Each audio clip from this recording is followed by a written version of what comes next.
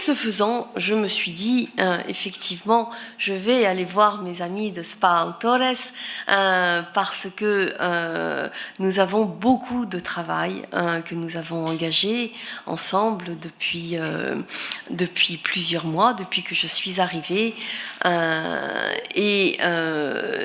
Nous avons travaillé à distance par téléphone avec Paola Cunha pour mettre en place des activités de coopération. À l'époque, c'était dans les îles du Cap-Vert. Ensuite, nous avons continué cette coopération dans plusieurs pays de l'univers lusophone. Et nous avons travaillé très efficacement, je dois dire, à renforcer la compréhension dans une langue connue et familière à ces pays qui s'éveillent aux droits d'auteur et qui ont besoin de tout faire à partir de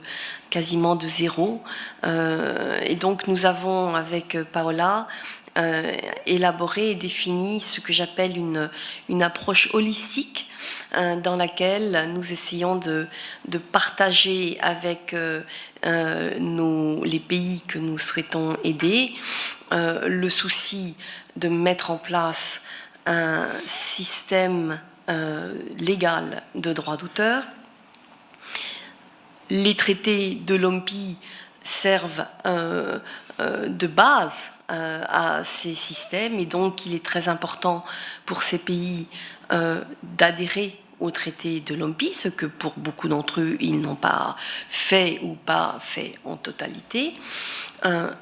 En adhérant au traité,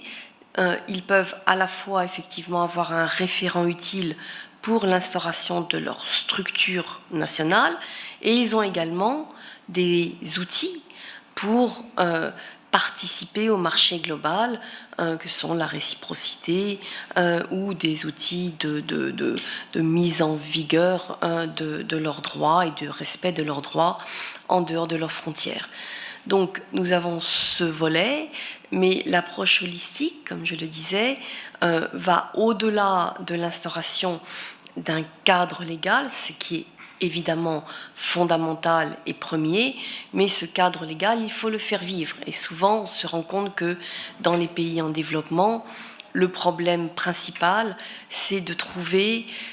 les ressources humaines, mais également la pratique de faire respecter le droit d'auteur dans des relations qui vont au-delà de l'instauration du cadre légal, sa mise en œuvre à travers des accords, à travers des décrets, à travers toute une panoplie d'instruments qui sont absolument nécessaires pour que ce cadre vive et que, évidemment pour nous, l'essentiel soit que non seulement le cadre vive, mais qu'il apporte les ressources nécessaires aux ayants droit, aux auteurs, et qu'il permette à l'industrie créative du pays que nous essayons d'aider de vivre de lui-même et de vivre de lui-même sur son sol national et d'avoir accès petit à petit au marché global, d'avoir les outils nécessaires de transaction et de protection pour avoir leur place dans le marché global. Ce dernier élément étant évidemment le plus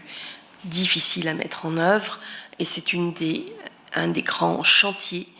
que l'OMPI ouvre actuellement, savoir comment tous les pays, grands, petits, éloignés, centraux ou périphériques, de petite taille ou de grande taille, avec des acteurs nouveaux émergents sur le marché ou très connus, peuvent avoir leur chance de façon égale pour tirer profit de cette grande révolution numérique qui apporte à la fois beaucoup de risques, mais surtout, nous l'espérons, beaucoup d'opportunités pour les auteurs et les créateurs.